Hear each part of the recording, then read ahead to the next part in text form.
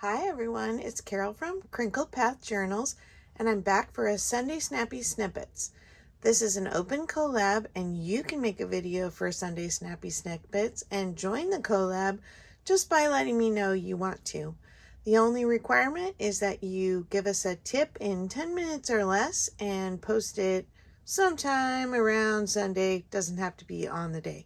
Today I thought I'd share with you what I've decided to do for my lace organization, because confession time, this is what my lace bin's looking like.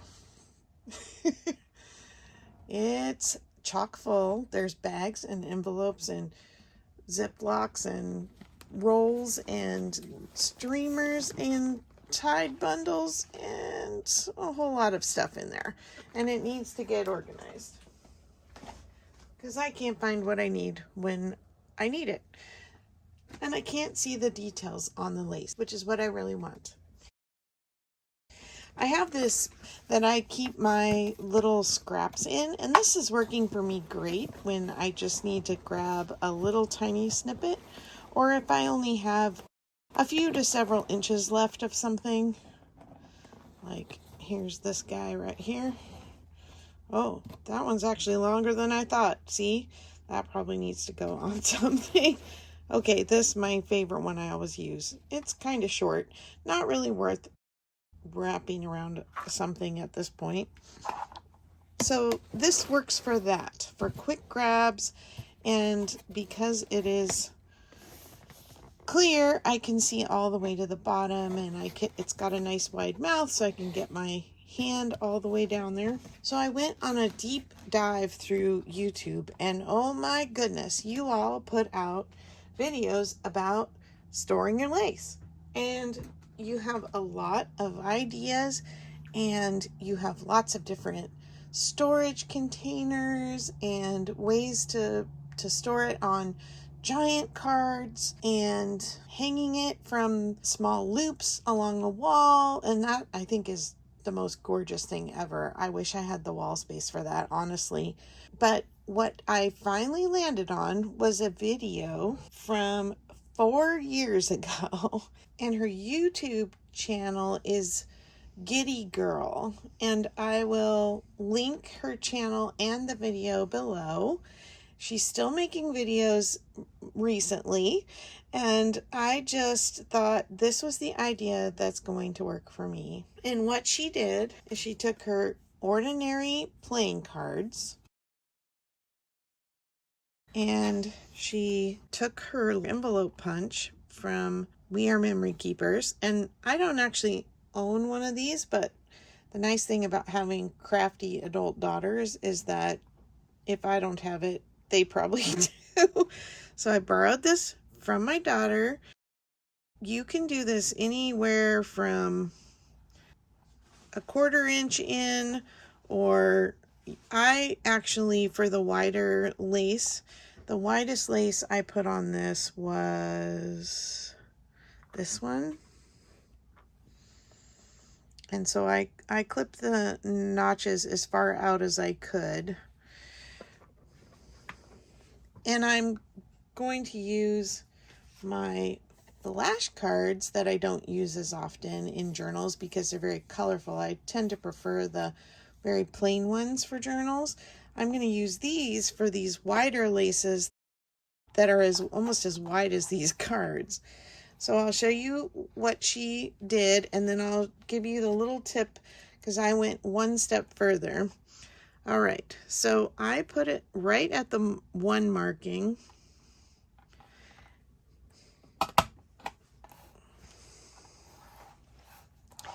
And you have to flip it over to do the other side. Turn it around. And then flip it over one more time.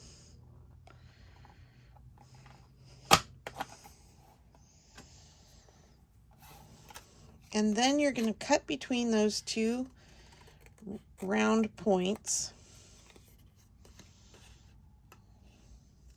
which is basically just one straight cut. I can't remember if she used pins or if she taped it to the card and then just tucked the end in. But what I did was I just cut halfway between the edge and the little divot here to have a place to tuck my ends. And I don't worry about the one that's on the card to start. Let me think. I need this end. And then this is the tedious part, is you have to wrap. And it was much easier from the roll like this, just to put the lace on and then just kind of roll this around, than when it's all long and stringy like this, but you can get it done. And then when you get kind of to the end of your tail, you just tuck it off to the side like that. And I put it into my box here that is just a little taller than the card, so that if I wrap more than the height of the card, it'll still close the lid. And then these pieces get tossed in the trash. So I just kind of sat down and I cut a whole bunch of them. I will have them for when I work on my box and I have more cards. And if you want to use your vintage cards so that they look prettier, or if you want to cover them with paper before you punch them, you can go hog wild with making them pretty. I just didn't want to spend that extra time. I'm trying to be very practical and just get it ready so I can use it and see it, because I don't always want to dig through that pile, and so I'll just decide to leave it out. All right, so for my wider laces now, let's do this one at 1/4 inch and see.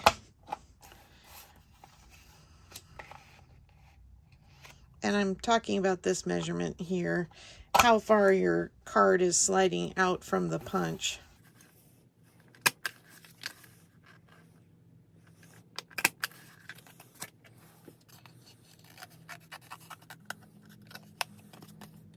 And remember, if you are not that perfect at cutting straight along this thing, it's going to be wrapped under your lace and you're not going to see it anyway. I don't like using pins because I will get stuck and I can't get them out. And look at this one's totally broken.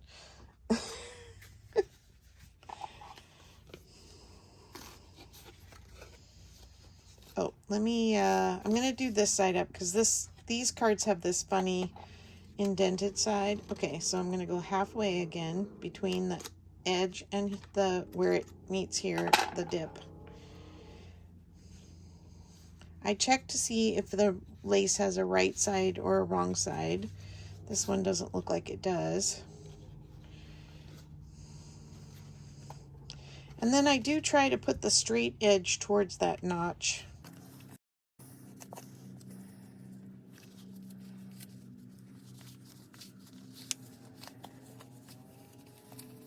Just roll it on.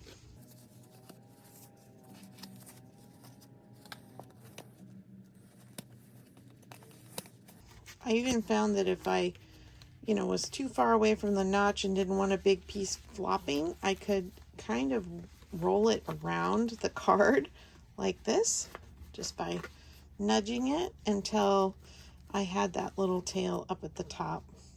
And then I'll find another box for these that's a little taller, or deeper, I should say.